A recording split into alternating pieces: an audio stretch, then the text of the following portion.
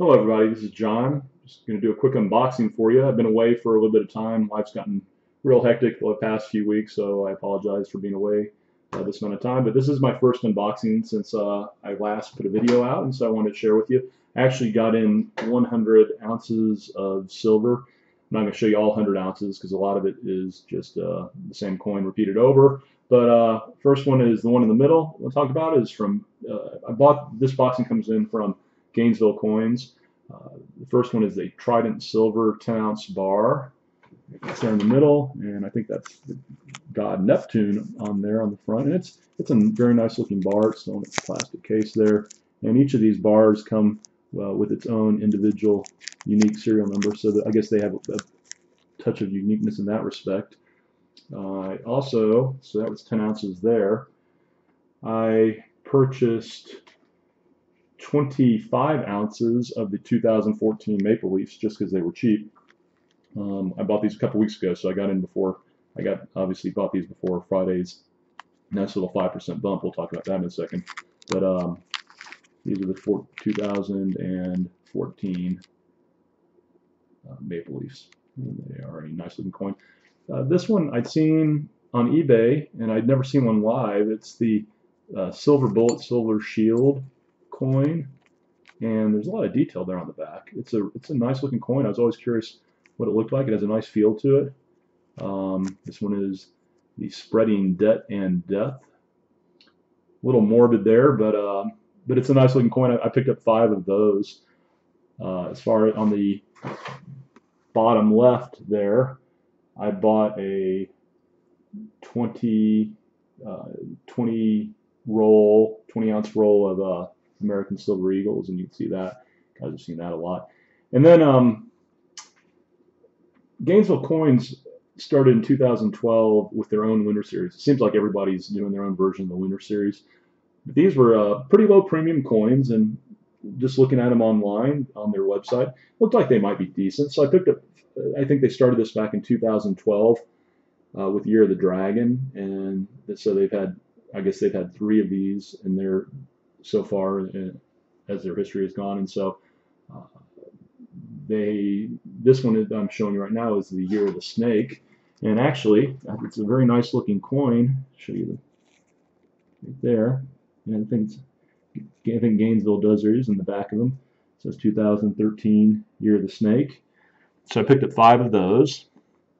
Also picked up the first one in their series, their own Lunar Series, is the Year of the Dragon. That started in 2012, and the back says 2012 Year of the Dragon. And then the one they had this year, the 2014, which obviously is Year of the Horse, and it's a very, very nice looking coin. And the back, they changed the back design a little bit. So it went out to silver, and it's surrounded by the 12 animals of the Chinese Lunar New Year, the Chinese Lunar Year. So they're very nice. They're low premium coins. I'm really pleased with the quality of them. Just don't buy one thinking that they're as nice as Perth Mint stuff, because they're not. They're just not. But they're very nice, and they're low premium. So if that's something you're looking for, like I said, they started back in 2012 with the horse, and then 2013. Or I'm sorry, 2012 was the dragon, 2013 was a snake, and 2014 was a horse. They are nice coins.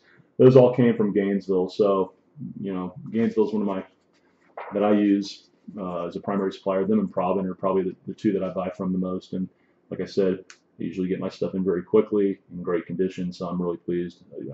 I would recommend both of them. They've both been very good to me.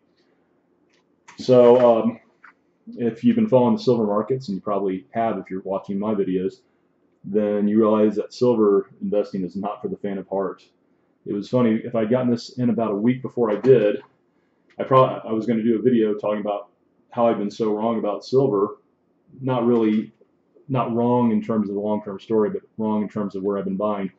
I've probably been buying silver since the spot was in the high 20s, maybe even low 30s. I don't think, usually I don't think I bought any silver that wasn't numismatic above much more than the low 30s. But I've written it all the way down. I could just continue to accumulate on the way down. And I was just saying, I was going to make a video saying hey, every time I purchase, price seems to be going down and down and down. So obviously I've been wrong on the timing of this thing.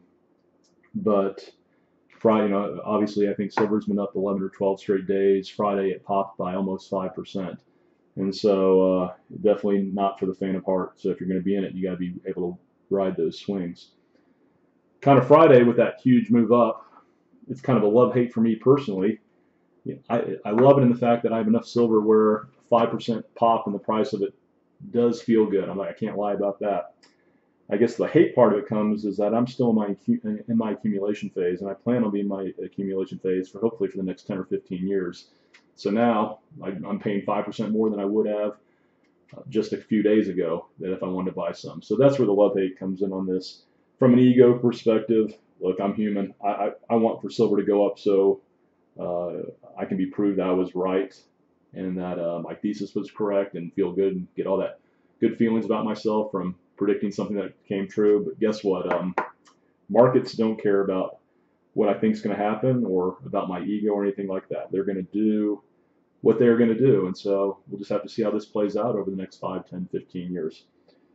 In a previous video, real quickly, I spoke about the amount of silver and gold that had been mined in history. And just based on research, it looks like, depending on where you go, and I'm just trying to be conservative here, the exact number I don't think is the important thing. I think it's just important to be in the area. I would say, based on research, between 40 and 60 billion ounces of silver have been mined, and so I know some of that's been consumed. You'll hear some things that even that there's less above ground silver than there is above ground gold. I don't buy that. I guess it could be true, but you'd have to prove that to me before I'm going to buy what that's saying. So I'm going to try to be conservative with my assumptions here, and we'll say that 56 billion ounces of silver have been mined, and that not 1 ounce has been consumed or used. And we'll assume that all 56 billion ounces are still above ground, which obviously can't be right. But I want to be conservative in my assumptions here. So if you just allow me to make that assumption, we'll follow along. With 7 billion people here on Earth, that means a quote fair share for each person here on Earth is about 8 ounces of silver. I mean, think about that. Every ounce that's been mined in history, and there's only enough silver if you were going to spread out equally among every person for each person to have 8 ounces of silver. So you could probably get that even right now, even after Friday's bump, you could get that 8 ounces for about $200. At least you can right now. Who knows what's going to happen in the future? But that's part of the reason I like the silver story so much is there's just not that much. I mean, you may think that's a huge number. 60 billion, 40 billion that's a huge number. But if you really break it out according to how many people are here on Earth, that is not a lot of silver per person that's been mined throughout the history of the world. And so that's one of the drivers for me being as much into silver and the precious metals as I am. I have what I would call 2 really brilliant friends. I mean, they are off the charts, much smarter than I will ever be. And we'll call the first guy friend 1. And we've talked about money and the economy and things of that nature. And his philosophy is that paper money is just fine. It's fine now, and it's going to be fine in the future. And for somebody like him with that type of conviction, it makes really sense for him to get into precious metals if that's his belief. I'm not here to tell anybody what to believe. I don't know more than anybody else. All I can tell you is, I do my research, I read a lot, and I try to form my own conclusions. And sometimes I nail them, and sometimes I'm dead wrong. So right now, my thesis is silver. In the next 10 to 20 years from now, silver will be a lot higher than the current spot price. But like I said, I've been wrong before, and I could be way wrong here. I'm just telling you this is what I'm doing and sharing that with you guys. So for friend number 1, it wouldn't make any sense because he has such strong conviction about paper money being just fine, and that almost thinking that precious metals is kind of a scam type thing. And so friend number 2, however, not in the not too distant past, bought his first Bitcoin, and his reasoning was that he loves the fact that there can only be a finite number of Bitcoins out there, and he's worried about the devaluation of the dollar. And the reason I tell you that is not because I think you should get into Bitcoin or anything like that. I'm not into Bitcoin. I don't believe in it just because I don't know how to value Bitcoin.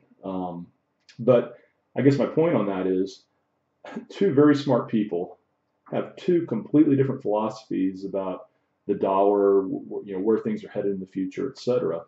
And the truth is, nobody knows what's ahead in the future.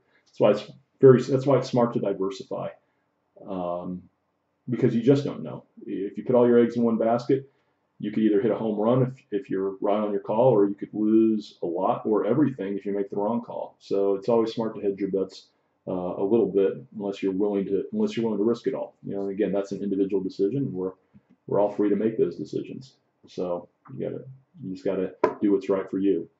So I guess in conclusion, if you are into this stuff, I'd say just make sure you're buying stuff that you like, or if you're just starting with this stuff, buy stuff that you like. If you don't get a buzz when a box comes in the mail, or when you pick up some pieces from the local coin store, you probably aren't doing this thing right. I think life is too short to buy stuff you aren't crazy about in the hopes of it going up. If you're buying something that's numismatic that you're not really crazy about, but you think it might be a little undervalued and hope you get a little pop in the numismatic value of it, but you don't really like it, that's not really, I don't know. It just wouldn't seem very enjoyable. This should be enjoyable. I would say even if 15 years from now I'm wrong about where I think silver is going, and let's say spot silver is $18, and you can't sell any of these coins for much more than $20. I'll still have the enjoyment of having collected these things, being able to pass them on to my family, sharing the experience with my children and my family, and passing it on to them. And so, just there's a lot more to life than money and silver, although and precious metals, and although they're important. It's important to have a balanced outlook about things, and to make sure you have a plan B in case what you think is going to happen doesn't happen. And that's really all I have to say right now. You guys all take care. You be good to each other, and we'll talk to you soon. Bye.